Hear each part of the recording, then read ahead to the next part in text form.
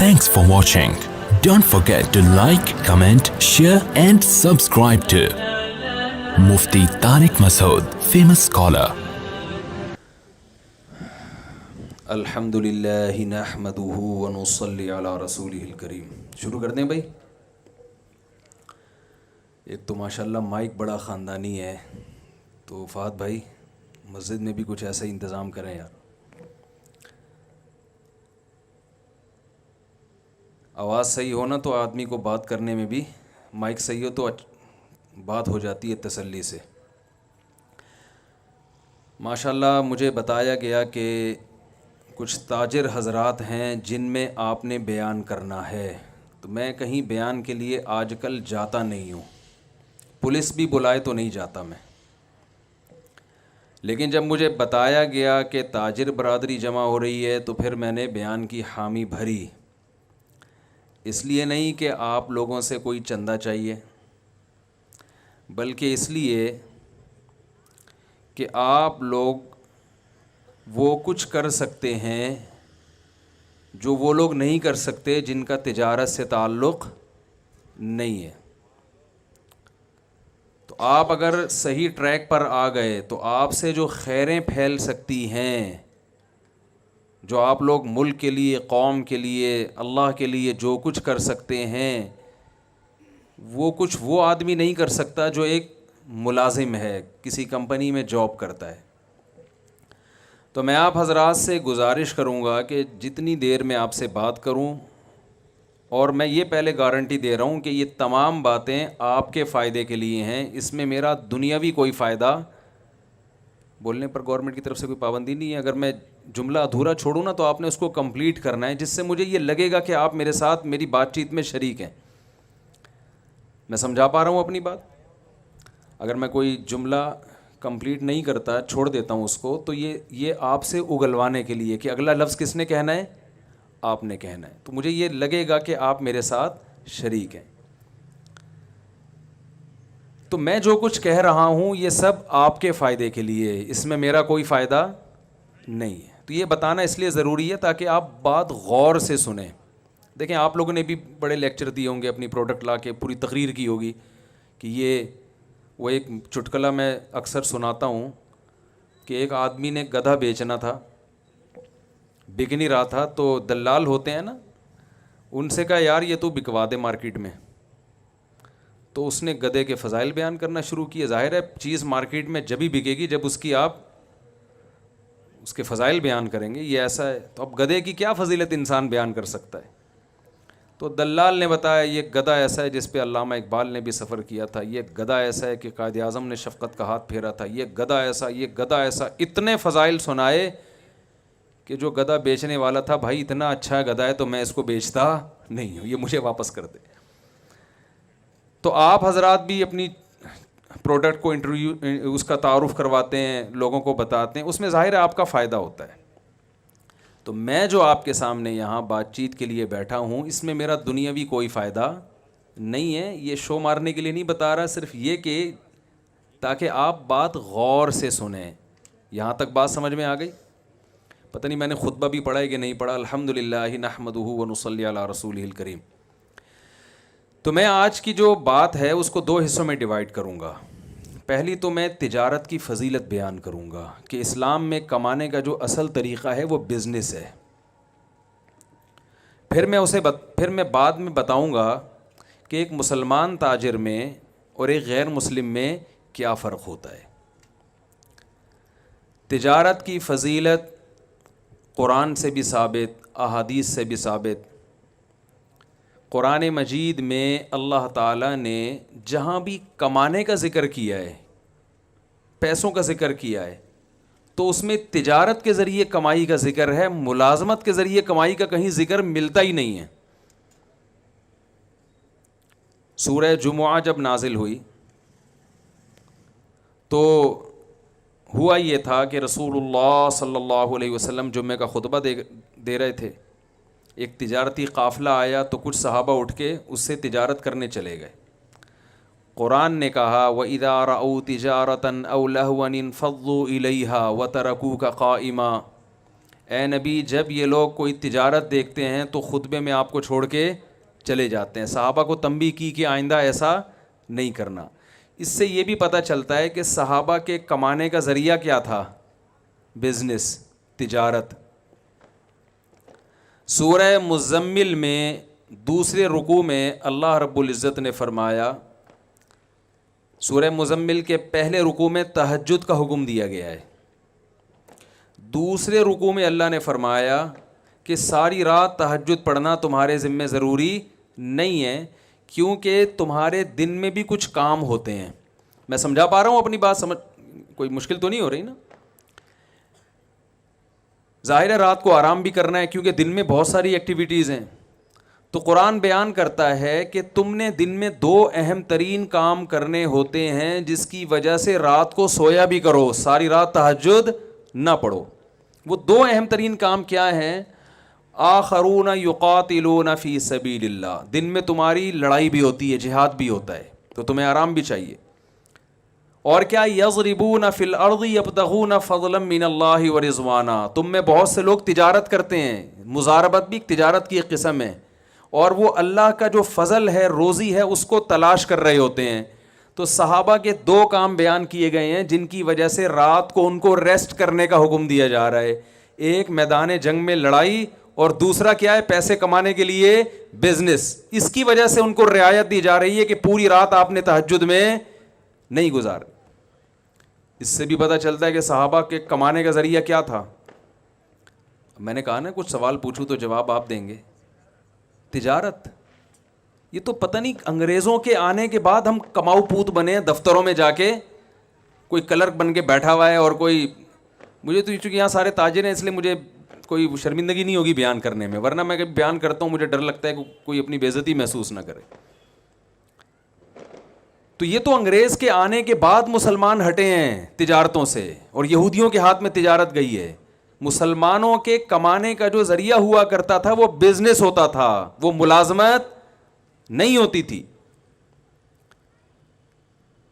قرآن مجید میں اللہ نے جہاں حج کی آیات نازل کی، صحابہ کرام پہ جب حج فرض ہوا، مدینہ سے مکہ جاتے حج کرنے کے لیے، تو وہ دیکھتے کہ کون سی پروڈکٹ مکہ میں ایسی ہے جو ہم مدینہ سے لے کے جائیں گے تو وہاں اس کی ویلیو مدینہ سے زیادہ ہے، اور جب مکہ سے مدینہ آئیں گے تو مدینہ کی مارکیٹ میں کون سی چیز ایسی ہے جو مہنگی ہے اور جو مکہ سے لا کے یہاں بیچیں گے تو وہ کیا ہوگی؟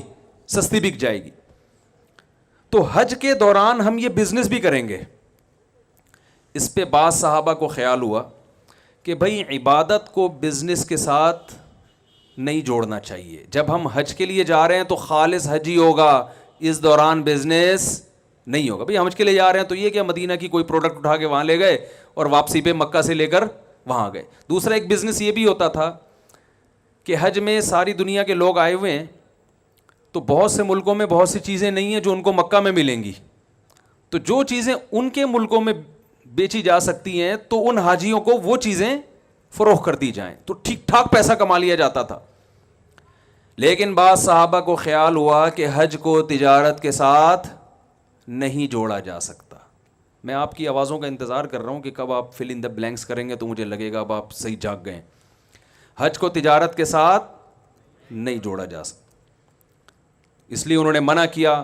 قرآن کی آیتیں نازل ہوئیں، لیس علیکم جناح ان تبتغوا فضلا من ربکم، تم پر کوئی گناہ نہیں ہے کہ جب تم حج کرنے جاؤ تو وہاں اللہ کی روزی تلاش کرو. یعنی جو تجارت تم کر رہے ہو اس میں کوئی حرج نہیں ہے، حج بھی چلے گا ساتھ ساتھ بزنس بھی چلتا رہے گا، اس میں کوئی گناہ نہیں ہے.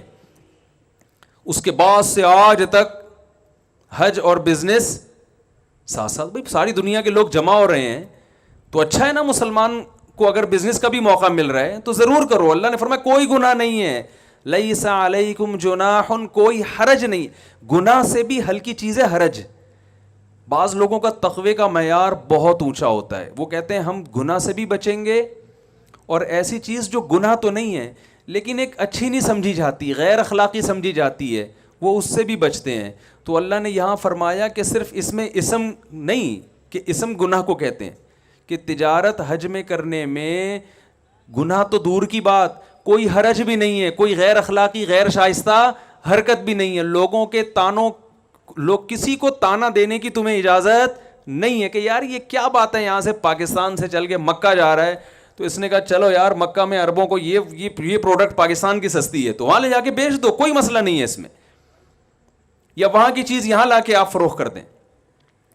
تو یہ آیت بھی کس کے بارے میں ہے؟ تجارت کے بارے میں. یعنی مال کمانے کے جتنے ذرائع قرآن میں ذکر ہو رہے ہیں, بزنس کے علاوہ کسی اور چیز کا ذکر ہو ہی نہیں رہا. اور چلتے ہیں ہم. جب رسول اللہ صلی اللہ علیہ وسلم کو اللہ نے عربوں میں نبی بنا کے بھیجا تو اللہ نے اپنی نعمتیں گنوائیں عربوں پہ کہ بھائی اللہ نے تم پر کیا کیا انعامات کیے ہیں. تو ان انعامات کا تقاضا یہ ہے, شکر یہ ہے کہ تم اللہ کے بھیجے ہوئے پیغمبر پر ایمان لے کر آؤ. ان انعامات میں اللہ نے ایک یہ انعام بیان کیا کہ تمہارے پاس بیت اللہ ہے, اللہ کا گھر ہے جس کے تم رکھوالے ہو. ساری دنیا تمہیں عزت کیوں دیتی ہے کہ تم بیت اللہ کی چابیاں تمہارے پاس ہیں, تو اس کی قدر کرو. اور اللہ نے کیا فرمایا, لِإِيلَافِ قُرَيْشٍ إِيلَافِهِمْ رِحْلَةَ الشِّتَاءِ وَالصَّيْفِ فَلْيَعْبُدُوا رَبَّ هَذَا الْبَيْتِ. اللہ فرماتے ہیں ہم نے قریش پر یہ احسان کیا ہے. وہ احسان میں بھی بتاتا ہوں. اس احسان کا تقاضا یہ ہے, اس کا شکر یہ ہے کہ اس گھر جو بیت اللہ تمہارے پاس ہے اس کے رب کی عبادت کیا کرو. اور احسان اللہ نے کیا بیان کیا, ایلافہم رحلۃ الشتاء والصیف. اللہ نے فرمایا اللہ نے تمہارے لیے تجارت کرنے کے لیے گرمیوں کے سفر کو بھی آسان کر دیا اور سردیوں کے سفر کو بھی آسان کر دیا.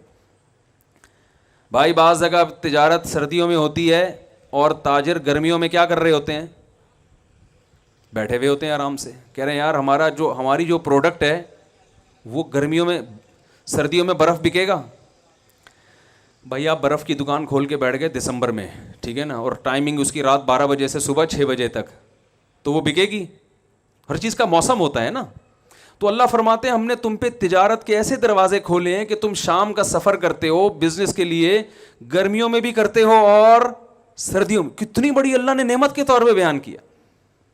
کہا کہ تمہارے لیے بزنس کو ہم نے آسان کر دیا. اس آسانی کا شکر یہ ہے کہ اس گھر کے رب کی عبادت کرو. اس سے پتہ چلتا ہے کہ بزنس کسی کے لیے آسان ہو جانا اور بزنس کے لیے ٹریولنگ آسان ہو جانا یہ اللہ کی بہت بڑی نعمتوں میں سے ایک بڑی نعمت ہے.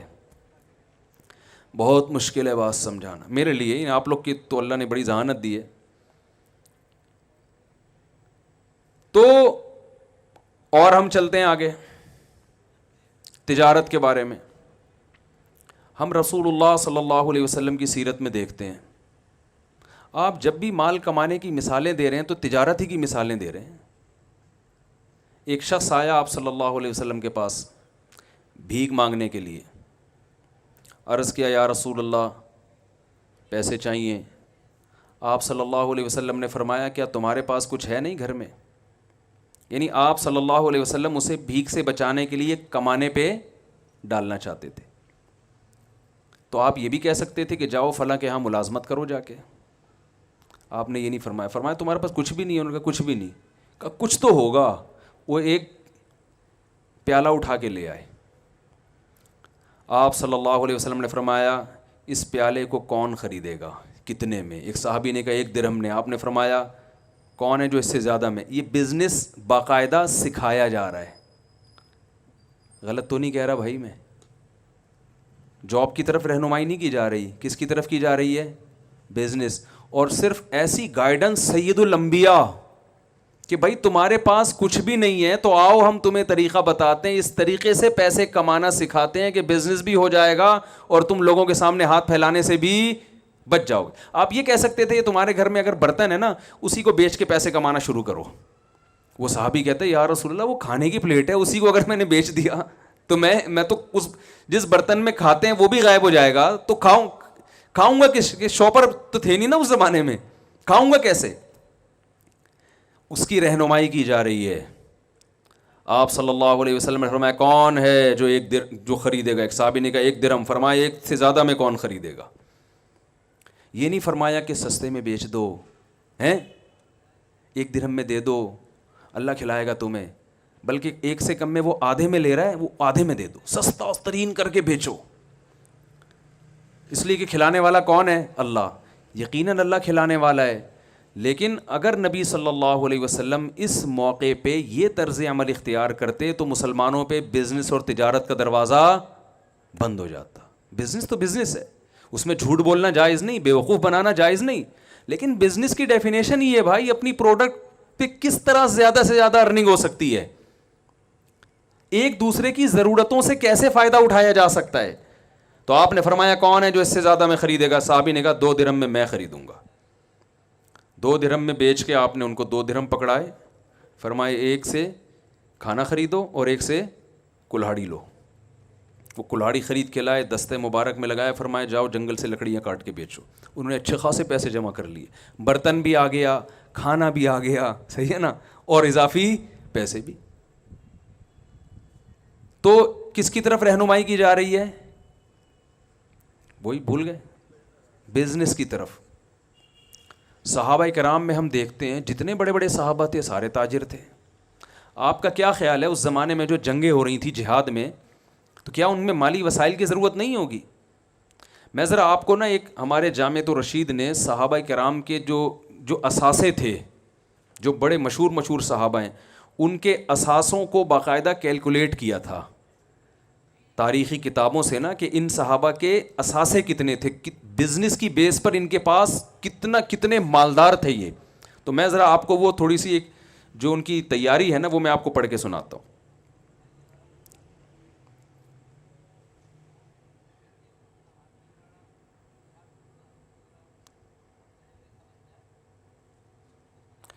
حضرت ابو بکر رضی اللہ تعالیٰ, یہ جامعۃ الرشید نے پوری تحقیق کر کے تاریخی کتابوں سے صحابہ کے اثاثے نکالے ہیں, سرمایہ کتنا کس کے پاس تھا. حضرت ابو بکر رضی اللہ تعالیٰ عنہ کے پاس 40,000 درہم چاندی تھی, جو کہ آج کے حساب سے 58 کروڑ روپے بنتے ہیں. میں سمجھا پا رہا ہوں اپنی بات؟ اتنے بڑے بڑے رتبے والے صحابہ تھے, ان کے اثاثے کتنے تھے؟ 58 کروڑ روپے. حضرت عثمان رضی اللہ تعالیٰ عنہ کے پاس موجودہ دولت کی تفصیل کچھ یوں تھی: 3 کروڑ 5 لاکھ چاندی کے درہم, 1 لاکھ سونے کے دینار, اور خیبر, وادی قرا اور کنویں کی صدقہ کی گئی دولت کی مقدار 2 لاکھ سونے کے دینار. اس کے ساتھ ربضہ کے مقام پر ان کے 1000 اونٹ تھے. اگر ہم ان ابن کثیر کے پیش کردہ اعداد و شمار کو حتمی مانیں تو سونے اور چاندی کی موجودہ قیمت کے اعتبار سے جو حضرت عثمان کے اثاثے بنتے ہیں 11 ارب 90 کروڑ 5 لاکھ روپے. یہ کس کے اثاثے تھے بھائی؟ بولو نا یار, کیا ہو گیا بھائی؟ تو میں آپ کو پیسے کمانے کی ترغیب دے رہا ہوں. آپ پہلے مولوی سنیں گے یار ہمیں پیسے کمانے کی ترغیب دے رہا ہے یہ, لیکن میں اس کو سیٹنگ پہ لاؤں گا ابھی, ٹھیک ہے نا. تو کتنے اثاثے ہوئے؟ 11 ارب 90. یہ باقاعدہ تحقیق ہے, یعنی ایسا ہی نہیں ہے کہ ایسے کسی نے اندازہ. 11 ارب 90 کروڑ 5 لاکھ روپے آج کے زمانے کے حساب سے حضرت عثمان رضی اللہ تعالیٰ کے پاس جو ایک ریشو تھا نا کہ اتنی مالیت ان کے پاس رہا کرتی تھی. عبد الرحمن ابن عوف رضی اللہ عنہ کا نام بھی آپ نے سنا ہوگا. یہ انہوں نے ایک موقع پر جو ہے نا جہاد میں 40,000 درہم دیے ہیں, جو 58 کروڑ روپے بنتے ہیں. جس نے 58 کروڑ کا چندہ دیا ہوگا, تو چندہ تو آدمی اپنی آمدن میں سے کچھ حصہ نکالتا ہے نا بھئی. ایسا تو نہیں ہوتا کہ آپ کی چندہ دے کے آپ خود چندے کے مستحق بن گئے تھوڑے دنوں میں, ایسا تو نہیں ہوتا نا. اپنی انسان جو ارننگ کا ذریعہ وہ تو سنبھال کے رکھتا ہے نا. تو حضرت عثمان رضی اللہ تعالیٰ عنہ نے میدان جہاد میں ایک مرتبہ جو چندہ دیا اس کی تعداد کتنی تھی؟ میں چندہ نہیں مانگوں گا آپ سے, بے فکر رہیں. آپ کہیں اچھا بھی ہمیں یہ گلوا کے نا آہستہ آہستہ لائیں گے کہ اب آپ بھی کچھ 2-3 کروڑ نکالیں. تو 58 کروڑ روپے حضرت عثمان نے کیا دیا؟ چندہ. ایسے بہت سارے صحابہ ہیں, یہ پوری ان کی جو ہے تحقیق لکھی ہوئی, میں پڑھوں گا تو کافی ٹائم ہو جائے گا. جتنے بڑے بڑے محدثین ہیں وہ سارے کیا تھے؟ تاجر. خود رسول اللہ صلی اللہ علیہ وسلم نے نبوت سے پہلے کمانے کا جس چیز کو ذریعہ اختیار کیا وہ کیا تھی؟ تجارت. آپ نے پوری زندگی تجارت کی. ہاں بکریاں چرائی ہیں, وہ ملازمت تھی. وہ اس لیے کہ رسول اللہ صلی اللہ علیہ وسلم نے فرمایا کوئی نبی دنیا میں ایسا نہیں آیا جس سے اللہ نے بکریاں نہ چروائی ہوں. وہ ایک مصلحت ہے, قوت برداشت پیدا کروانا, وہ ایک الگ چیز ہے. لیکن آپ صلی اللہ علیہ وسلم کی جو غربت کو، مسکنت کو اللہ نے دور کیا وہ بھی تجارت کے ذریعے. ابھی قاری صاحب نے سورہ ضحیٰ کی تلاوت کی نا، وَوَجَدَكَ عَائِلًا فَأَغْنَا، اے نبی ہم نے آپ کو غریب اور مسکین پایا سو ہم نے آپ کو مالدار بنا دیا. یہ مالدار کیسے بنایا کہ حضرت خدیجہ رضی اللہ تعالیٰ عنہ کے پاس پیسہ تھا، پیسے کو انویسٹ کرنے کے لیے کوئی ایماندار آدمی نہیں مل رہا تھا. انہوں نے نبی صلی اللہ علیہ وسلم سے نکاح کیا کہ پیسہ میرا ہوگا اور اس پیسے سے کاروبار کون کریں گے؟ رسول اللہ صلی اللہ علیہ وسلم. اس سے اللہ تعالیٰ نے آپ صلی اللہ علیہ وسلم کے مال میں بھی اضافہ کیا اور حضرت خدیجہ رضی اللہ تعالیٰ عنہ کے مال میں بھی اضافہ کیا. تو ہم اگر اس پہ میں بہت کچھ کہا جا سکتا ہے تجارت کی فضیلت پر. اسلام کا جو مزاج ہے، مزاج وہ بھی کیا ہے؟ تجارت کا ہے. اس لیے کہ اسلام کسی کی غلامی پسند، بولے نا بھائی، نہیں کرتا. ایسا نہ ہو آپ کے سارے امپلائی چھوڑ چھاڑ کے بھاگ جائیں کہ وہ اپنی کمپنیاں کھول رہے ہیں. اسلام غلامی کو کیا، اسلام کا مزاج میں غلامی نہیں. غلامی صرف کس کی ہوگی؟ بولے نا بھائی، اللہ کی ہوگی. تو آپ بتاؤ، تاجر اپنا کھاتا ہے نا، اپنی مرضی سے آفس پہنچے گا، جب دل چاہے گا دکان بند کر دے گا. ملازم کو یہ سہولتیں ہیں. بلکہ دفتروں میں جو آج کل حالات چل رہے ہیں نا، اس میں تو آپ کو پتہ ہے کہ باس کو مکھن لگانے کے علاوہ کوئی اور کام ہوتا ہی نہیں ہے. پیٹھ پیچھے بیٹھ کے صبح سے شام تک برائیاں کرتے رہیں گے اس کی. جیسے ہی آئے گا تو سر کیونکہ اس کو پتہ ہے نچوڑ تیل کہاں سے نکلے گا، اسی کنویں سے نکلے گا. تو اسلام کے مزاج میں کیا ہے؟ سر اٹھا کے جینا. یہ تاجر تو سر اٹھا کے جی سکتا ہے، ملازم سر اٹھا کے نہیں جی سکتا. ملازمت میں آپ کی محنت کا فائدہ کون اٹھائے گا؟ جس کے آپ ملازم ہیں، فائدہ سارا وہ اٹھائے گا. میں دنیا میں الحمدللہ میرے اب سفر ہونے شروع ہوئے ہیں، بہت سارے ملکوں میں جانا ہوا، پاکستان میں بہت سی جگہوں میں جانا ہوا. میں نے جتنا کامیاب تاجروں کو دیکھا اتنا کسی اور کو نہیں دیکھا. اور تجارت کے لیے میرا ایک اصول بن گیا کہ اس کے لیے انٹر میں فیل ہونا ضروری ہے. یعنی اتنے میں نے تجربے کیے نا کہ جس کو بھی میں نے دیکھا نا کروڑوں اربوں میں کھیل رہا ہے، وہ اسکول کا بھاگا ہوا ہے. معذرت کے ساتھ شاید میرا تجربہ غلط ہو. ابھی سیالکوٹ میں ایک تاجر ہیں، انہوں نے بہت اللہ نے ان کو نوازا ہے، ایکسپورٹ ہوتا ہے ان کا مال، بہت کروڑپتی آدمی ہے. میں پچھلے ہفتے سیالکوٹ میں تھا تو کسی ہوٹل میں ہم ٹھہرے ہوئے تھے، وہاں اتفاق سے کراچی کے ایک تاجر کی ملاقات ہو گئی. وہ کراچی کی اردو جب ہم نے بولی تو وہ ایک دم کان کھڑے ہو گئے، یار یہ کراچی کی اردو کا لک کہاں سے آ رہا ہے. وہ فوراً مڑ کے میری طرف آئے تو کہہ رہے ہم تو آپ سے اڑے تڑے بھی ہم نے لیاری سے سیکھا ہے، ٹھیک ہے، تو آپ تو ہم کب سے آپ کو تلاش کر رہے ہیں. اب وہ جو سیالکوٹ کے اصل تاجر تھے وہ بھی، یہ کراچی والے بھی، یہ امریکہ سے آئے ہوئے تھے، امریکہ میں بزنس کر رہے ہیں. میں نے دونوں کی کوالیفیکیشن پوچھی تو کوئی بھی انٹر سے آگے نہیں بڑھ سکا. اور ان کی کامیابی کی وجہ یہی تھی کہ وہ انٹر سے آگے، بولے نا بھائی، نہیں بڑھ سکے. اگر وہ پڑھ لیتے تو میرا خیال ہے وہ ذاتی ایئرپورٹ نہ بنا رہے ہوتے اپنا، ٹھیک ہے نا. دبئی گیا ہوں، وہاں بڑے بڑے تاجروں سے ملا، سارے اسکول کے بھاگے ہوئے. بھاگنے کی ترغیب نہیں دے رہا کہ آپ اپنے بچوں کو اسکول سے بھاگیں، لیکن پتہ نہیں کہ قدرت کا سسٹم ایسا ہے، نظام ایسا ہے.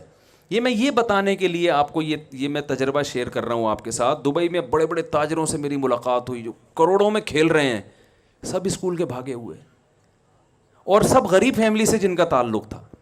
تو تجربے سے ہم نے یہ سیکھی کہ تجارت کے لیے پیسہ بالکل بھی نہیں چاہیے. یہ تجربہ ابھی تو شیئر کر سکتا ہے نا انسان.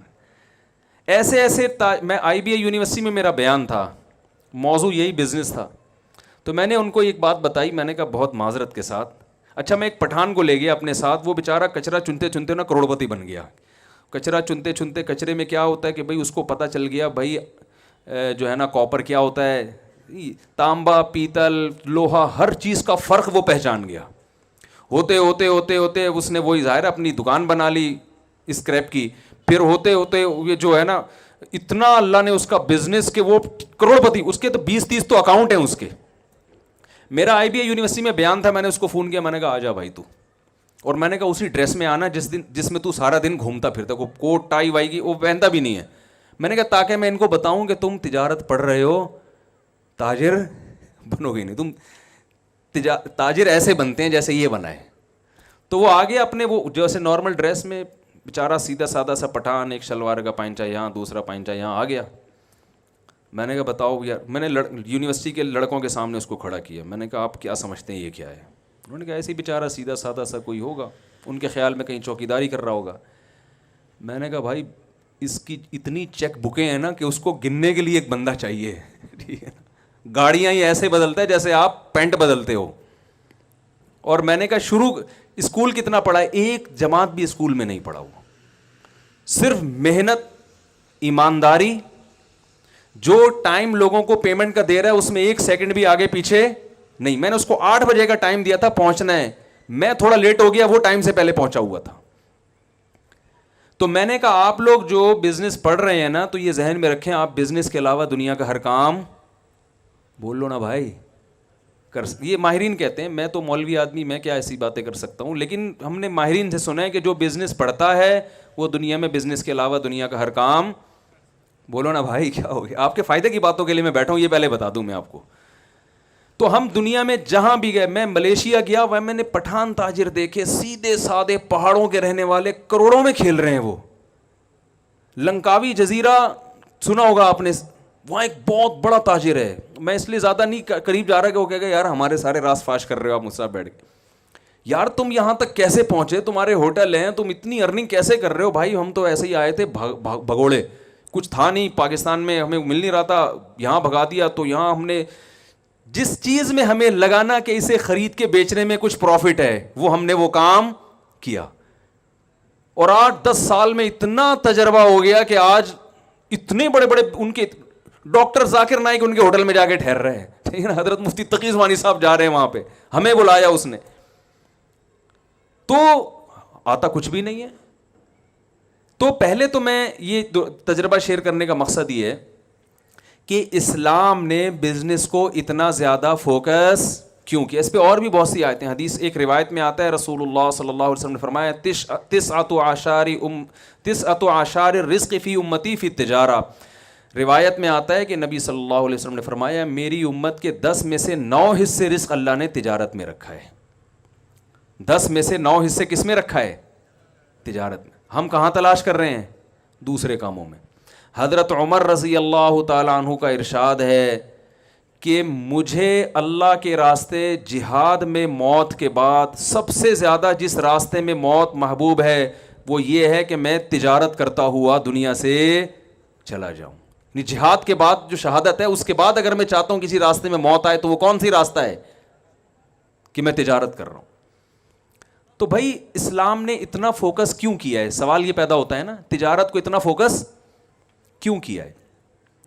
ایک وجہ تو یہ ہے، رسول اللہ صلی اللہ علیہ وسلم نے فرمایا المؤمن القوی خیر من المؤمن الضعیف. طاقتور مومن اللہ کو کمزور مومن سے زیادہ، بول لینا بھائی کیا ہو گیا، پسند ہے، محبوب ہے. طاقتور مومن اللہ کو زیادہ محبوب کیوں ہے؟ کیونکہ مسلمان کے طاقتور ہونے سے اسلام طاقتور ہوگا. علماء کہتے ہیں یہاں طاقت سے صرف جسمانی قوت مراد نہیں ہے. طاقت کی ڈیفینیشن یہ ہے کہ آپ وہ کچھ کر سکتے ہو جو دوسرا نہیں کر سکتا. تو جسمانی لحاظ سے بھی آپ طاقتور ہوں تو آپ وہ کچھ کر سکیں گے جو کمزور، آپ 4 شادیاں کر سکیں گے، کمزور کر سکتا ہے؟ معذرت کے ساتھ ہیں بھائی، کمزور آدمی کر سکتا ہے. تو آپ وہ کچھ کر سکتے ہیں جو کمزور نہیں کر سکتا. تو جیسے جسمانی طاقت اگر آپ کے پاس ہے تو آپ وہ کچھ کر سکتے ہیں جو کمزور نہیں کر سکتا. تو اسلام یہ چاہتا ہے کہ مسلمانوں کے پاس مالی طاقت بھی دوسروں سے زیادہ ہو. ان الذین کفروا ينفقون اموالهم ليصدوا عن سبیل اللہ. فرمایا جو کافر ہے وہ اپنا مال خرچ کرتا ہے اسلام کو ختم کرنے کے لیے، اور ایمان لانے والے اپنا مال خرچ کرتے ہیں اسلام کو پھیلانے کے لیے. حضرت مولانا اشرف علی تھانوی رحمہ اللہ تعالیٰ جب ہندوستان میں کسی مسلمان کا اچھا گھر دیکھتے، اچھی گاڑی دیکھتے تو فرماتے مجھے بڑی خوشی ہوتی ہے، اس لیے کہ مسلمان کے طاقتور ہونے سے ہندوستان میں اسلام کیا ہوگا؟ طاقتور. بنی اسرائیل جو پسے ہیں اس لیے کہ وہ سب کچھ ان کے ہاتھ سے نکل گیا، فرعون نے غلام بنا لیا ان کو. اور آپ کو پتہ ہے یہودی انتہائی اقلیت میں اگر کہا جائے نا کہ دنیا میں سب سے کم آبادی یہودیوں کی ہے تو غلط نہیں ہے, لیکن سب سے زیادہ پاورفل کون ہے؟ یہودی ہے, کیونکہ بزنس سارا کس کے ہاتھ میں ہے؟ یہودیوں کے ہاتھ میں. پیپسی کولا ان کی, کوکا کولا ان کی, اور ہماری جب کولا آتی ہے زمزم کولا, مکہ کولا, نام سے ہی لگ رہا ہوتا ہے کہ بھائی یہ اس میں روحانیت ڈال کے کوئی ٹیسٹ لایا کرنی ہے, ٹھیک ہے نا. دوسری بات یہ, میں ایک حدیث سنا کے اپنے بات کو تھوڑی دیر بس 10-15 منٹ بات کروں گا انشاءاللہ, پھر بات کو ختم کرتا ہوں میں. اب جو میں کہنا چاہ رہا ہوں ایک مثال سے سمجھاؤں گا. ایک صحابی کو رسول اللہ صلی اللہ علیہ وسلم نے دیکھا کہ درخت لگا رہے ہیں.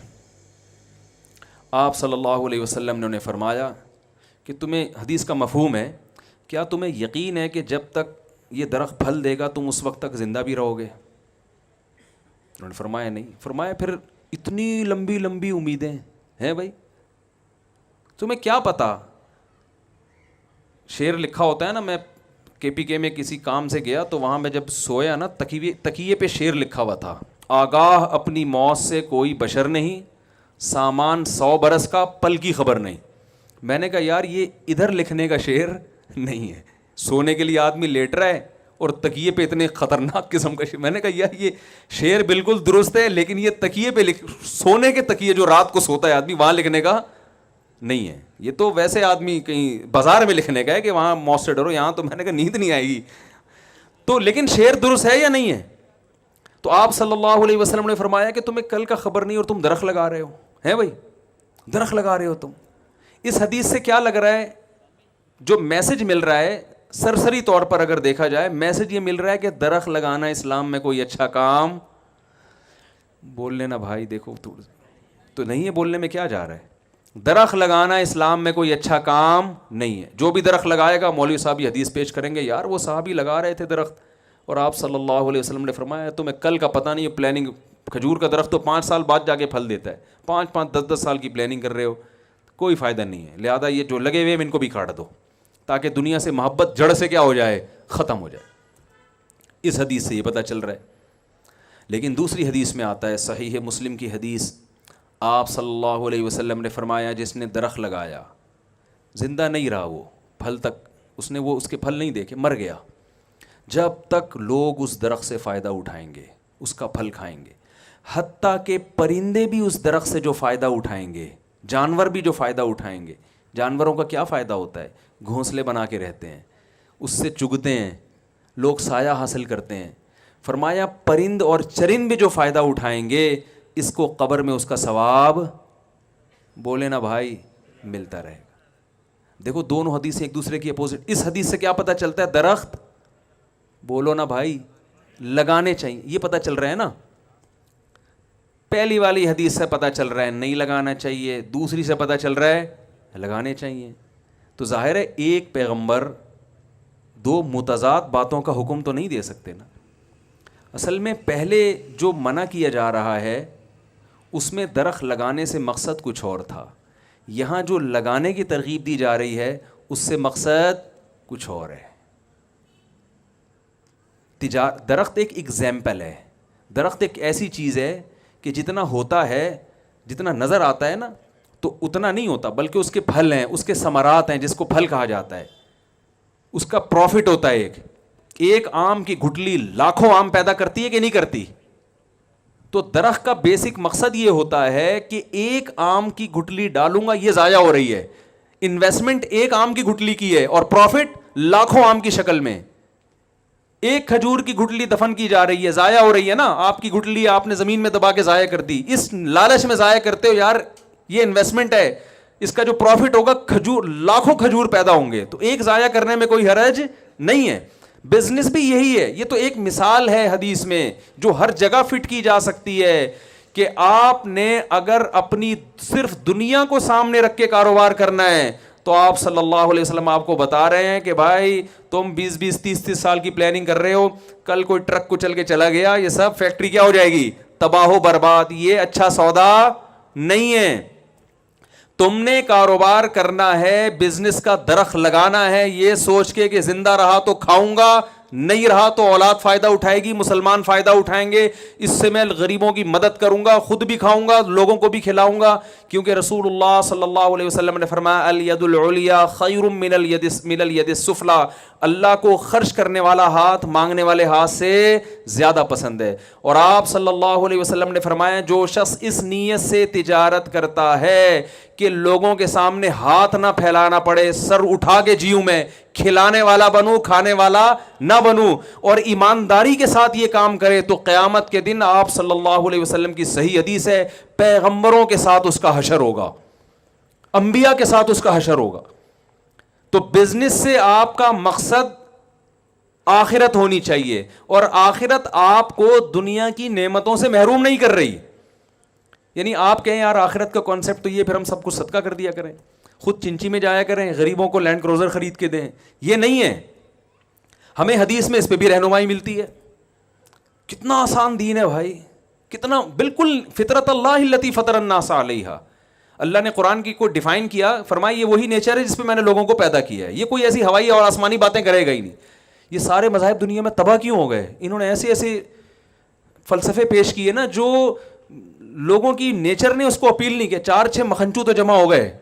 عیسائیوں نے کہا کہ اللہ جب راضی ہوگا جنگلوں میں جا کے عبادت کرو, تو 4-6 چلے گئے, وہیں مر گئے. ٹھیک ہے نا. قوم نے اس کو ایکسیپٹ نہیں کیا. سائنسدان پیدا ہونے لگا, ترقی کرو یار, دنیا میں اللہ نے خربوزہ پیدا کیوں کیا اگر اسے کھانا نہیں ہے؟ بھائی آم پیدا کیوں کیا اگر اسے اوائڈ کرنا ہے, کھانا نہیں. تو اسلام وہ بات کرتا ہے جو کس کے مطابق ہوتی ہے؟ نیچر کے مطابق. تو آپ صلی اللہ علیہ وسلم کے پاس ایک صحابی آئے. اچھا لوگ, میں یہ صحابی والی حدیث بیان کرتا ہوں بعد میں, پہلے میں ایک اشکال قائم کرتا ہوں کہ سوال یہ پیدا ہوتا ہے کہ اتنی فضیلت ہے تو آپ صلی اللہ علیہ وسلم نے پھر پیسہ کیوں نہیں کمایا؟ آپ کی غربت میں کیوں موت واقع ہوئی؟ آپ کے کپڑے کیوں ایسے پیون زدہ؟ اور آپ کی سواری اتنی سادہ کیوں؟ اور آپ 40 دن گھر میں چولہا جل کیوں نہیں رہا؟ سوال پیدا ہوتا ہے نا. جب ابو بکر جو آپ کے اتنے قریبی ساتھی ہیں وہ تو 58 کروڑ روپے کے مالک ہیں, اور نبی صلی اللہ علیہ وسلم ایک چیز کے بھی مالک نہیں ہے. تو یاد رکھیں رسول اللہ صلی اللہ علیہ وسلم کے پاس جتنا پیسہ آیا آپ نے وہ رکھا نہیں ہے. صبح آیا تو شام ہونے سے پہلے صدقہ کر دیا, وہ رکھا نہیں ہے. کیونکہ آپ کو اللہ نے ایسا کامل بنایا کہ اگر آپ رکھ لیتے نا, کل غیر مسلم اعتراض کر سکتے تھے کہ یہ سارا کس کی مسئلہ تھا, یہ نبوت اصل میں پیسوں کا معاذ اللہ. تو آپ نے اپنی ذات کو ایسا بنا کے رکھا کہ کوئی کل انگلی نہ اٹھا سکے, کوئی معاذ اللہ نقل کفر عیش و عشرت کا تانا نہ دے سکے. جیسے آپ نے اتنی شادیاں کی نا, تو اب غیر مسلم تانا دیتے ہیں یار معاذ اللہ اتنی شادیاں کی آپ نے. تو بھائی آپ نے جو اتنی نکاح کی ہے, وہ نکاح کا طریقہ اگر آپ دیکھ لیں تو پھر پتہ چلتا ہے کہ معاذ اللہ نقل کفر یا عیاشی کی بیس پہ یہ نہیں ہو سکتے. کیوں؟ اس زمانے میں سب 10 بیویاں رکھا کرتے تھے, عرب میں رواج تھا, اور جلدی شادی کیا کرتے تھے. آپ نے شادی دیر سے کی 25 سال کی عمر میں, حالانکہ اس زمانے میں رواج کیا تھا 15 سال کی عمر میں. آج بھی گاؤں دیہاتوں میں سب کب نکاح کرتے ہیں 15 16 سال میں شادیاں ہو جاتی ہیں. آپ نے پہلی شادی کی 25 سال میں, اور کی کس سے؟ 40 سالہ خاتون سے جو 2 دفعہ بیوہ ہو چکی ہیں. بہت مشکل ہے بات سمجھانا بھائی. کتنی دفعہ بیوہ ہو چکی ہیں؟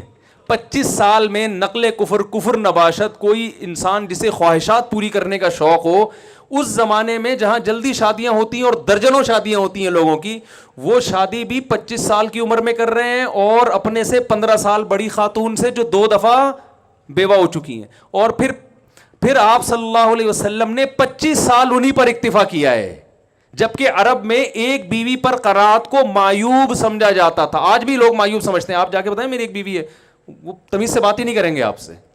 بولے یار تم 2 شادیاں تو کر نہیں سکتے, کیا انقلاب لے کر آؤ گے؟ معذرت تھوڑا سا یہ ٹاپک آ جاتا ہے, تڑکا لگ جاتا ہے اس کا. تو وہ معیوب سمجھتے تھے. اس کے باوجود آپ کیا کر رہے ہیں؟ اسی بیوہ کے ساتھ 50 سال تک آپ صلی اللہ علیہ وسلم نے ان کے ساتھ گزارا کیا ہے, جبکہ کلچر اس کو قبول نہیں کر رہا. اور ان سے اتنی محبت کی کہ امی عائشہ فرماتی ہیں مجھے کسی پر ایسے رش نہیں آتا تھا جتنا رش حضرت خدیجہ پہ آتا تھا. اس کے بعد آپ نے دھڑا دھڑ نکاح کیے, ہجرت کے بعد کثرت سے نکاح کیے, یہ بتانے کے لیے کہ وہ جو میں نے کیا تھا نا وہ میرا مزاج تھا, اب جو میں کر رہا ہوں وہ اسلام ہے. نہیں آ رہی بات؟ یہ والی باتیں تو بالکل سمجھ میں آئیں گی نہیں نا, وہ والی پھر بھی تھوڑی تھوڑی آ جائے گی. تو پھر آپ نے جلد نکاح کی ترغیب بھی دی. جو 15 سال کا شباب ہوتا ہے زمانہ, اس میں آپ نے ترغیب دی. گویا آپ نے بتا دیا کہ بھائی میں نے جو کچھ کیا اس کی ایک حکمت مسلط تھی, لیکن جب ہجرت ہو گئی ہے, اسلام کے تفصیلی حکام آ رہے ہیں, تو اب میں جو آرڈر کروں گا تم نے اس آرڈر کو فالو کرنا ہے. وہ آرڈر یہ ہے کہ نکاح میں تاخیر مت کرو. 25 سال میں نکاح اسلام میں تاخیر کی عمر سمجھی جاتی ہے, جلدی کرو نکاح. سمجھ میں آ رہی ہے بات؟ تو اللہ نے اپنے نبی سے کچھ ایسے کام کروائے ہیں تاکہ کل کوئی انگلی نہ اٹھا سکے. تو کوئی بدبخت ہمارے نبی کی شان میں گستاخی نہیں کر سکتا کہ آپ کو یہ تانا دے. بھائی اگر معاذ اللہ عیش کے لیے کیے تو پہلے کرتے نا. کوئی ہے نوجوان جس میں ظرف ہے جو 15 سالہ بڑی عورت سے نکاح بھی کرے اور 25 سال اسی کے ساتھ گزار دے؟ ایسے کوئی عیش و عشرت والا میرا خیال ہے مارکیٹ میں آج تک پیدا نہیں ہوا ہوگا. تو جو آج کل لوگ مارکیٹ میں, جس مارکیٹ کی بات, آپ تاجر لوگ ہیں نا تو مارکیٹ کا لفظ زیادہ سمجھیں گے آپ.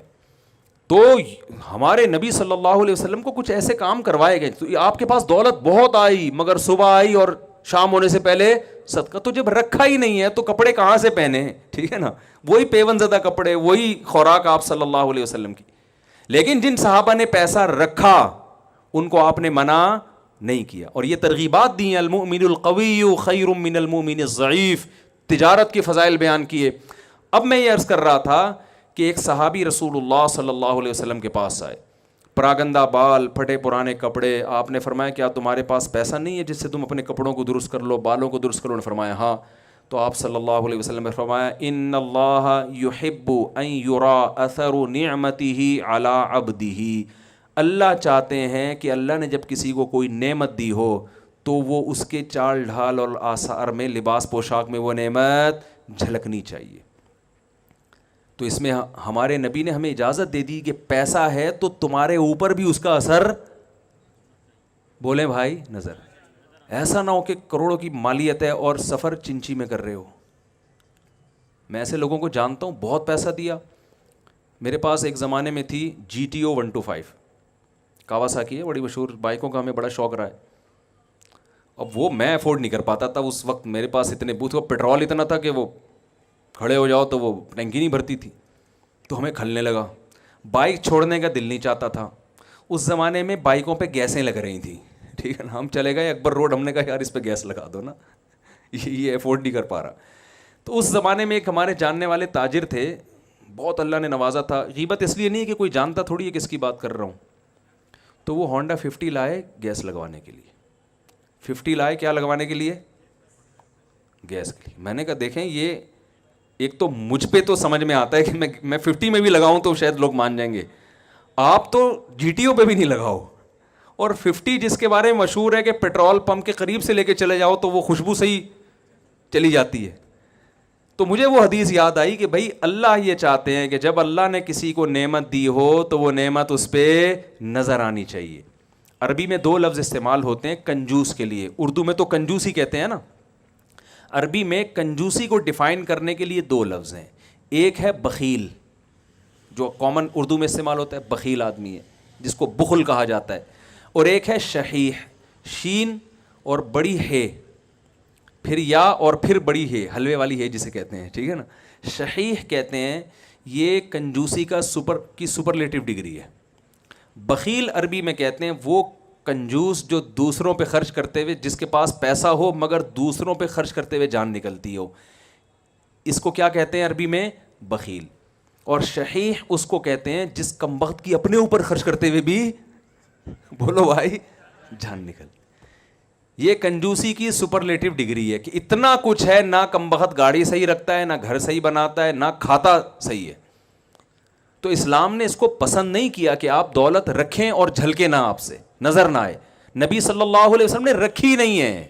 تو یا تو اتنا بڑا ظرف ہو کہ رکھنا ہی نہیں ہے, تو اتنا بڑا ظرف تو مارکیٹ میں میرا خیال ہے شارٹ چل رہا ہے, اور ہمیں اجازت بھی نہیں ہے.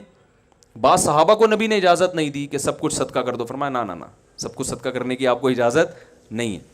تو آپ نے تجارت سے نیت کیا کرنی ہے؟ نیت ہے آخرت کی. یہ درخت جو ہم لگا رہے ہیں یہ کس لیے لگا رہے ہیں؟ آخرت کے لیے. زندہ رہے کھائیں گے, دوسروں کو بھی کھلائیں گے, مر گئے ہمارے بعد والے لوگ فائدہ اٹھائیں گے.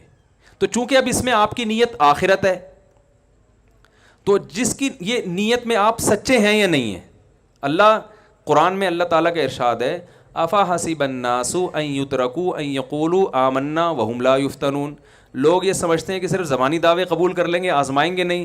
تو اللہ فرماتے ہیں ایسا بالکل بھی نہیں ہے. وَلَقَدْ فَتَنَّ الَّذِينَ مِن قَبْلِكُمْ, جس نے بھی دعویٰ کیا ہے ہم نے اسے آزمایا ہے. تو آپ کہہ سکتے ہیں کہ یار آج سے مفتی صاحب میں نیت کرتا ہوں کہ میرا جو اتنا بڑا بزنس ہے کسی بھی چیز کا, یہ اب اللہ کے لیے ہے. تو لائف اسٹائل آپ کا جوں کا توں, ٹھیک ہے نا, تو اتنا کافی بولے نا بھائی. اس سے یہ نہیں ہوگا کہ یہ ساری تجارت میں آپ کو دنیا میں بھی پیڑے کھانے کو, اب آخرت میں بھی آپ جنت الفردوس میں گھومنا شروع کر دیں اس فیکٹری کی وجہ سے. اتنا نہیں ہوگا. یہ نیت تو 2 منٹ میں کوئی بھی کر سکتا ہے نا بھائی. بھائی میں نیت کرتا ہوں اس لیے کہ یہ میرا بزنس آخرت کے لیے, تو نا نا نا نا نا, یہ نیت کر کے پھر اس نیت پہ کچھ چیزیں مرتب ہوں گی. چونکہ اس میں آپ کا اصل مقصد ہے آخرت. مقصد کیا ہے بولو بھائی؟ آخرت. اس کو میں ایک مثال سے سمجھاتا ہوں. آپ نے جانا ہے پشاور, ہدف آپ کا کیا ہے بولو نا بھائی؟ کراچی سے آپ پشاور جا رہے ہیں, آپ کو 2 سے 3 دن کے اندر آپ نے وہاں ہر قیمت پہ پہنچنا ہے. درمیان میں جو سفر ہے اس سفر میں ہر پاگل سے پاگل بھی چاہتا ہے کہ یار یہ سفر جتنا اچھا گزر سکتا ہے اتنا گزرے. اگر کوئی آپ کو جہاز کا ٹکٹ دے رہا ہے فری میں تو آپ ٹرین میں جانے کی کوشش نہیں کرو, الا یہ کہ ٹرین ہی کو انجوائے کرنا چاہتے ہو آپ. کچھ لوگ ٹرین میں اس لیے جا رہے ہیں, ٹرین کا اپنا مزہ ہے. وہ سنا دو ڈبو کے کھانے کا مزہ, تھوڑا سا ایک چٹکلا ہے بس درمیان میں. میری عادت ہے چٹکلے چھوڑتا نہیں ہوں میں. اپنا مزہ سے ایک چٹکلا درمیان میں آتا ہے. ایک آدمی کہیں رشتہ لینے کے لیے گیا, بس 5 منٹ کی بات رہ گئی ہے, یہ ختم کر دیتا ہوں میں. ایک آدمی کہیں رشتہ لینے کے لیے گیا تو اچھا یہ جو ویڈیو میں سن رہے ہوں گے نا, انہوں نے یہ درجنوں دفعہ سن چکا ہے, تو یہ جو بعد میں یوٹیوب پہ سنیں گے ان کو بتا دوں جو مجمع بیٹھا ہوا یہ پہلی دفعہ سن رہا ہے, تو ان کی خاطر میں یہ سنا رہا ہوں. کہیں رشتہ لینے کے لیے گیا تو لڑکی کے ابا نے جو بنتے بنتے رہ جانے والے داماد سے جو ہے نا اس کے سامنے چائے رکھی, بسکٹ رکھ دیے. تو وہ بسکٹ کو چائے میں ڈبو ڈبو کے اس نے کھانا شروع کر دیا. لڑکی کے ابا کو یہ اسٹائل پسند نہیں آیا کہ بڑے لوگوں کا بسکٹ کھانے کا یہ طریقہ نہیں ہوتا. کیا دیہاتیوں کی طرح گواروں کی طرح پورا جو ہے نا کیک رس آدھا ٹوٹ کے گر بھی جاتا ہے بعض دفعہ اس میں کیک رس, اور وہ بسکٹ ڈبو ڈبو کے کھا رہا ہے. بالآخر انہوں نے انکار کر دیا. انہوں نے کہا تو اسٹائل اس کی تو روایات ہی نہیں ہے, کوئی ایٹیٹیوڈ ہی نہیں ہے, کوئی روایات نہیں ہے. اس کو اندازہ ہو گیا کہ انکار کیوں ہوا ہے, میری اس حرکت کی وجہ سے ہوا ہے, ٹھیک ہے نا. تو گھر سے باہر جب نکلنے لگا تو اپنے ہوتے ہوتے رہ جانے والے سسر کو کہتا ہے کہ مجھے بہت افسوس ہوا کہ آپ نے بیٹی کا رشتہ نہیں دیا, لیکن ڈبو کے کھانے کا اپنا ہی مزہ ہے. وہ میں پھر بھی بولے بھائی نہیں چھوڑوں. اور واقعی اپنا مزہ ہے. جن کو ڈبو کے کھانے کی عادت ہے وہ رشتہ ملے نہ ملے انہوں نے کیا کرنا ہے. تو یہ واقعہ جب میں نے سنا تو جو بھی کوئی مجھ سے مشورہ لیتا ہے, حضرت نکاح کا پیغام بھیجنا چاہتا ہوں تو کیا کروں, میں اس سے کہتا ہوں یار اگر ڈبو کے کھانے کی عادت ہے تو تھوڑی دیر کے لیے صبر کر لینا, بعض دفعہ اس پہ رشتے ٹوٹ جاتے ہیں. تو خیر کہاں بات چل رہی تھی, کیا واقعہ میں کوئی سنا رہا تھا. ہاں آپ نے جانا ہے, آپ کا ہدف ہے پشاور جانا ہے میں نے, تو اس میں آپ ہر طرح کی آرائشوں کی آسائشوں کی کوشش کرو گے. یار اگر جہاز کا ٹکٹ ملتا ہے آرام سے تو مجھے ٹرین میں جانے کی کیا ضرورت ہے, ٹھیک ہے نا. پھر اگر آپ ٹرین میں جا رہے ہو تو آپ بزنس کلاس لینے کی کوشش کرو گے, وہاں آپ چاہو گے ہر سہولت ملے, ٹھیک ہے نا. تو یہ وہ تمام سہولتیں ہیں جو آپ کے ہدف میں رکاوٹ نہیں بن رہی, بلکہ آپ کو اپنے ہدف کے اور قریب لے کے, جتنا سکون سے سفر ہوگا تو جس مقصد کے لیے پشاور جا رہے ہو وہ مقصد اور آسانی سے حل ہوگا. ورنہ ٹرین میں ہی آدھا ہو جاتا ہے نا آدمی. 50-50 بچپن میں ہم دیکھا کرتے تھے, اس میں بڑا مزاحیہ سا وہ ہوتا تھا, بڑے سادہ سے مزاح ہوتے تھے. اس میں دکھایا کہ لاہور سے کراچی ٹرین آ رہی ہے. ٹرینیں اس زمانے میں آپ کو پتہ ہے کہ اتنا رلاتی تھیں, تو اس میں بتایا کہ لاہور میں کچھ بچے چڑھے, ان کا انٹرویو لیا گیا, کہاں جا رہے ہو جی, اسکول کی چھٹیاں کراچی گھومنے جا رہے ہیں. جب ٹرین کراچی پہنچی ہے تو بچے بڑے ہو چکے تھے.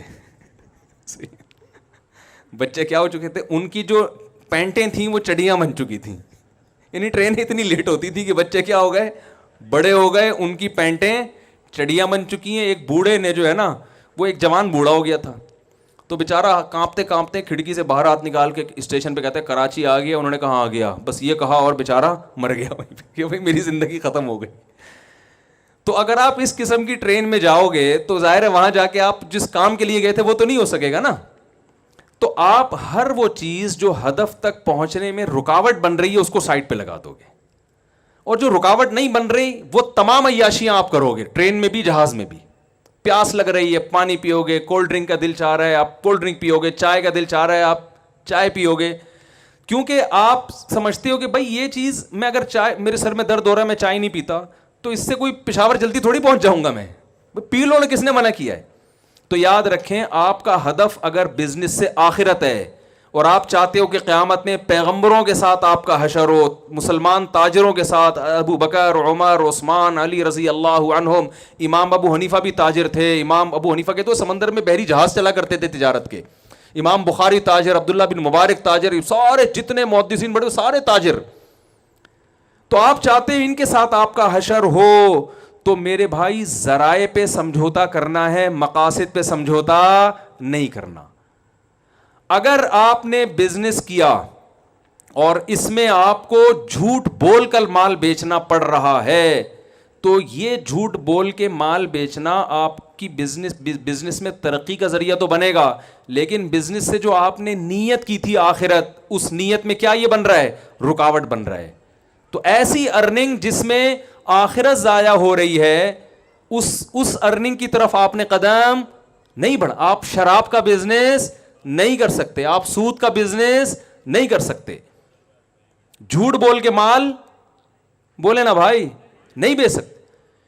نبی صلی اللہ علیہ وسلم ایک دفعہ لیٹے ہوئے اور آپ غضب سے بیٹھ گئے, آپ نے فرمایا ثلاث لا یکلمہم اللہ یوم القیامۃ ولا یزکیہم ولا ینظر الیہم ولہم عذاب علیم.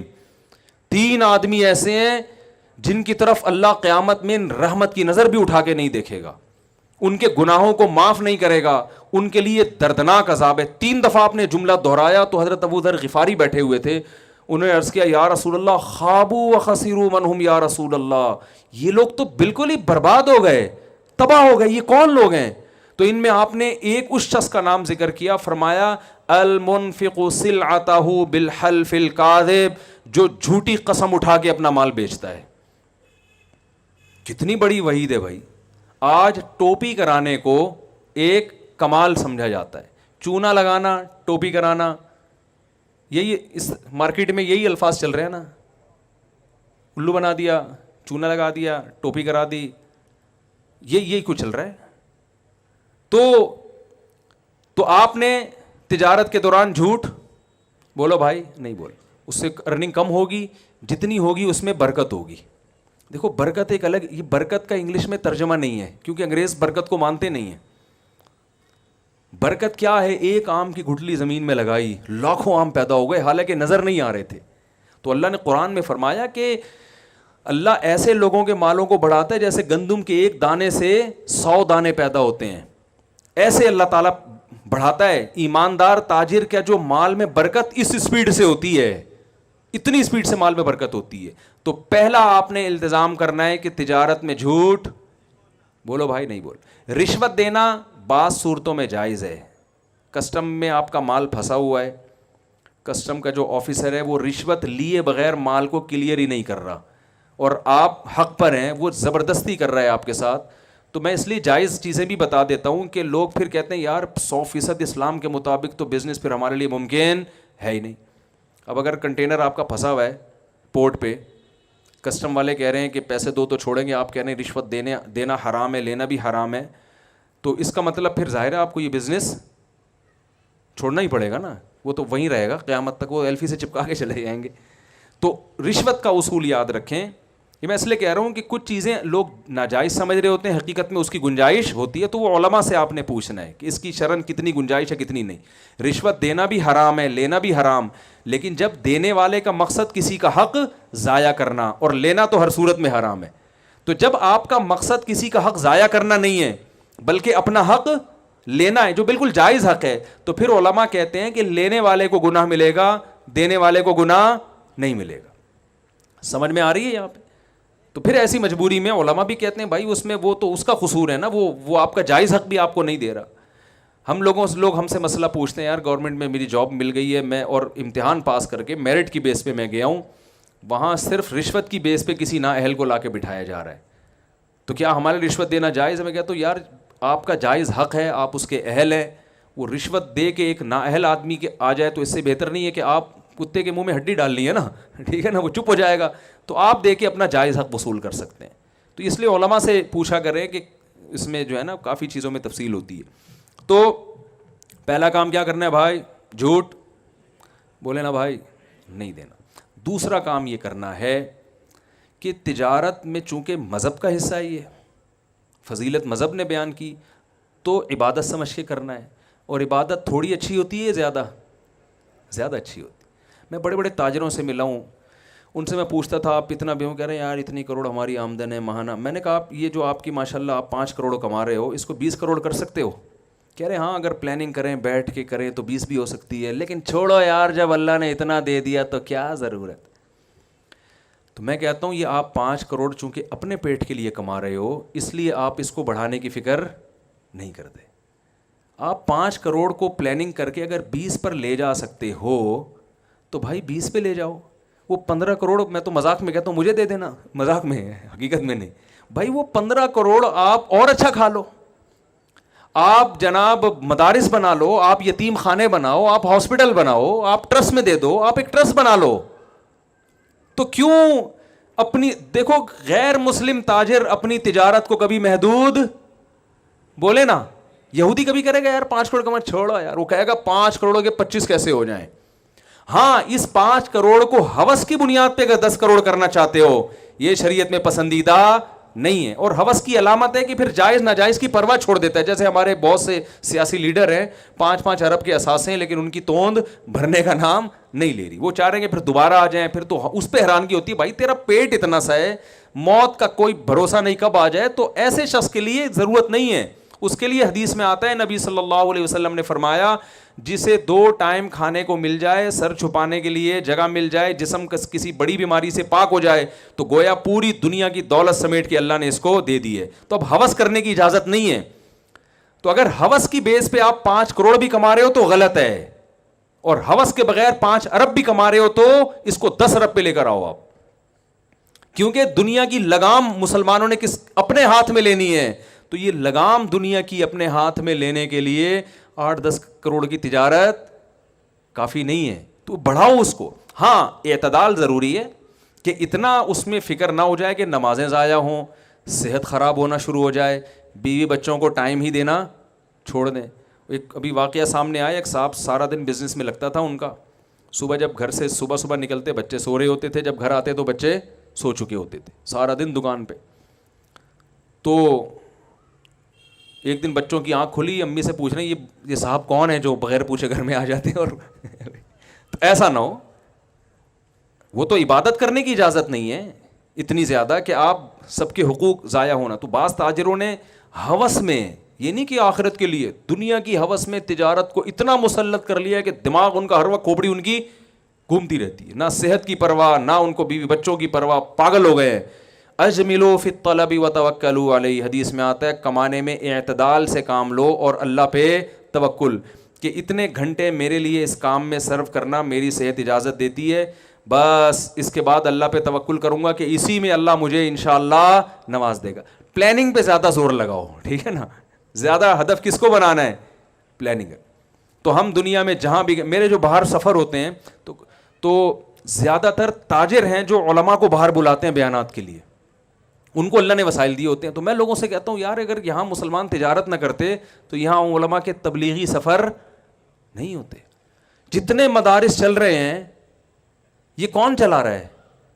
یہ تاجر چلا رہے ہیں, جہاں سے علماء پیدا ہو رہے ہیں. یتیم خانے, میں ترکی گیا, میں نے ترکی کا یتیم خانہ دیکھا جو عرب تاجر اور ترک تاجر چلا رہے ہیں.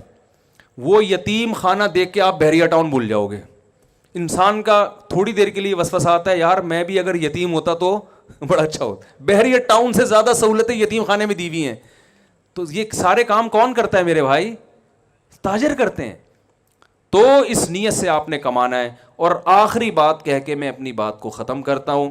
قرآن میں اللہ نے جہاں تجارت کی فضیلت بیان کی مسلمان تاجر کا ایک خاص وصف اللہ نے بیان کیا ہے. آیا فی بیوت اذن اللہ ان ترفع ان یذکر فیہا اسمہ یسبح لہ فیہا بالغدو والآصال رجال لا تلہیہم تجارت ولا بیع عن ذکر اللہ واقام الصلاۃ.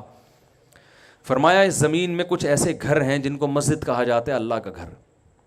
فرمایا اس میں کچھ ایسے مقدس لوگ رہتے ہیں جن کو تجارت اور خرید و فروخت، جو تجارت ہی کا دوسرا نام ہے، یہ اللہ کی یاد اور نماز سے غافل نہیں کرتی. دیکھو یہاں بھی اللہ نے نہیں کہا کہ ان مسجدوں میں کچھ ایسے لوگ ہیں جو سرے سے بزنس کرتے ہی نہیں ہیں، یہ ٹینشن انہوں نے پالی نہیں ہے، یہ نہیں کہا اللہ نے. فرمایا ان میں کچھ ایسے مقدس لوگ ہیں جن کو تجارت نماز سے غافل نہیں، یعنی تجارت تو کرتے ہیں وہ، لیکن نماز کے وقت میں وہ تجارت چھوڑ دیتے ہیں. یہاں بھی تجارت کی بھی فضیلت ہے کہ اللہ نے یہ بھی تو کہ مثال دے سکتے تھے کہ بہت سے نیک لوگ مسجدوں میں ایسے ہیں جو جاب جب کر رہے ہوتے ہیں تو باس کی پرمیشن کے بغیر ہی نماز پڑھنے آ جاتے ہیں.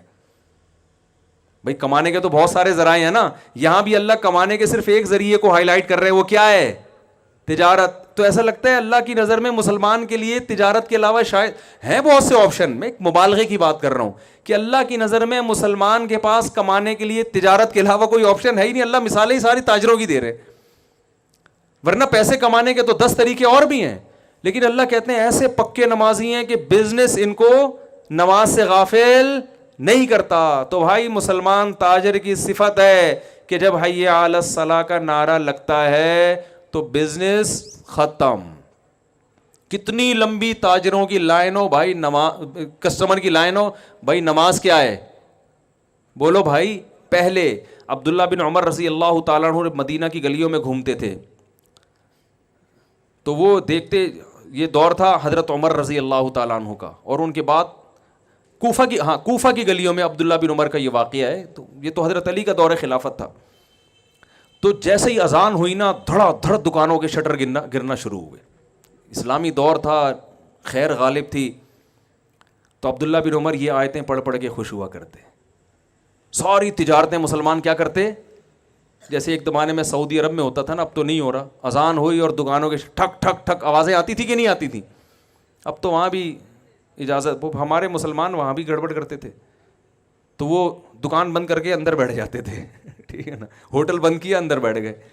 تو انہوں نے جب دیکھا نا ایسے دکانوں کے شٹر گر رہے ہیں، لوگ سب تجارت چھوڑ کے مزے کی طرف بھاگ رہے ہیں، تو عبداللہ بن عمر حضرت عمر کے بیٹے فرماتے تھے تم ہی وہ مبارک لوگ ہو جن کے بارے میں قرآن نے کہا کہ ان مسجدوں میں کچھ ایسی مبارک ہستیاں ہیں کہ انہیں تجارت اللہ کی یاد اور نماز سے غافل نہیں کرتی.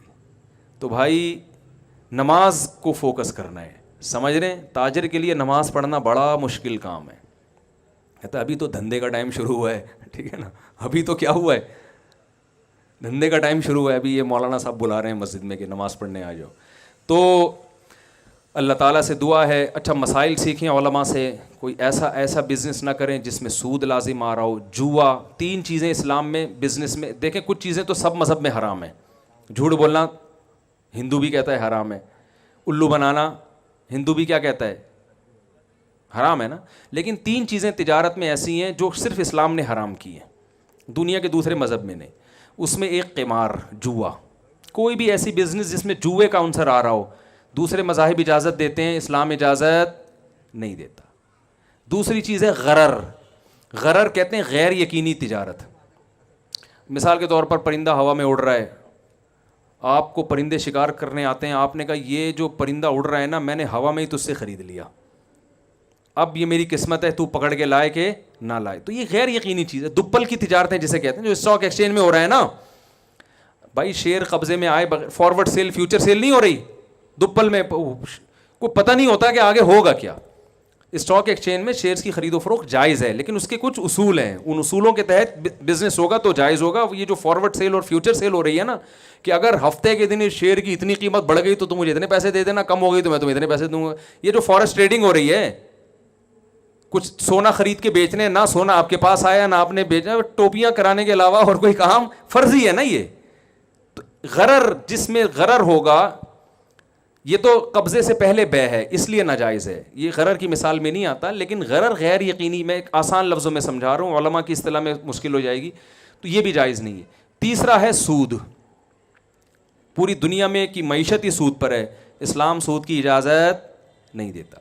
تو یہ 3 چیزیں آپ نے اپنی بزنس سے نکالنی ہیں, اور ان 3 چیزوں کے لیے جب تک آپ علماء سے رابطہ نہیں کریں گے آپ کو سمجھ میں نہیں آئے گا. قمار کی ڈیفینیشن کیا ہے یہ علماء بتائیں گے, خود سے فیصلہ نہیں کیا جاتا. سود کی ڈیفینیشن کیا ہے, اسلامک بینکوں سے لوگ قرضہ لینے کو بھی سود سمجھتے ہیں کہ یار وہی پینلٹی دینی پڑ رہی ہے, وہی وہ نہیں ہے, وہ الگ. سود الگ ہے, تجارت کیا ہے الگ ہے. جس نے بینکنگ کو پڑھا ہے بغور وہ کہیں گا بھائی بینکنگ میں سود نہیں ہے. لیکن چونکہ آپ کو سود کی ڈیفینیشن ہی, آپ سمجھتے ہو کہ پیسے پہ متعین نفع لینا حرام ہے. ایسا نہیں ہے بھائی, پیسے پہ متعین نفع لینا حرام نہیں ہے. پیسے کے ذریعے اسی جنس کا پیسہ لینا ایک مشروط معاہدے کے ساتھ یہ حرام ہے. تو یہ پھر لمبی تفصیل ہو جائے گی اس کی. تو خلاصہ یہ کہ آپ نے مسائل کا علم کس سے سیکھنا ہے.